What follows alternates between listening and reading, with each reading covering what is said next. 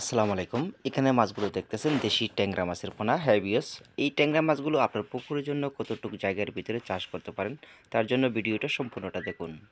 পুকুরের জন্য কতটুকু জায়গার ভিতরে মাছগুলো চাষের সফলতা থাকবে, তার জন্য এই ভিডিওটা দেখুন। দেখা গেছে আপনার পুকুরের গভীরতা থাকবে ৫ থেকে ৭ ফিট কিংবা ৮ ফিট। এই ৮ ফিটের মাধ্যমে মাছ করার সম্ভাবনা চাষ করা এবং কি ৫ থেকে ৬ মাসের ভিতরে বাজারজাত করতে পারবেন অনায়াসে। পেঁয়াজ এই মাছের ক্ষেত্রে খাদ্য খুবই কম খরচ হবে। খাদ্যতে আপনারা কোনো রকম ঘাটতি করবেন না।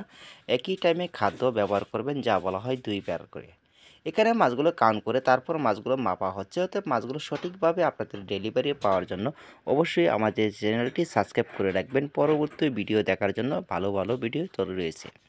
বেশ, আপনার পুকুরের জন্য আয়তনের মাধ্যমে থাকবে আপনার ৮ থেকে ১০ ফিট। অতএব মাছ চাষের ক্ষেত্রে প্রতি শতাংশে মাছ দিবেন এরকম পুকুরের মাধ্যমে আপনার ১,০০০ থেকে ১,২০০ পিস করে প্রতি শতাংশে। এই পুকুরের মাধ্যমে মাছগুলো আপনার ১ থেকে ২ লক্ষ টাকা আমদানি করা ব্যবসা অতএব লাভবান হওয়ার সম্ভাবনা থাকে।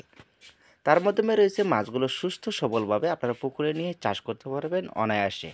দেশি ট্যাংরা মাছ, অরিজিনাল মাছ, এই মাছগুলো দেখা গেছে আপনার বাজারগত মূল্য থাকে ৫০০ থেকে ৬০০ টাকা কেজি।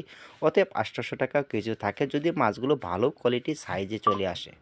তার মাধ্যমে রয়েছে প্রতিদিনের খাদ্য খুবই কম খরচের মাধ্যমে যাবে। অতএব 2 থেকে 5 পর্যন্ত খাদ্য খরচ হবে।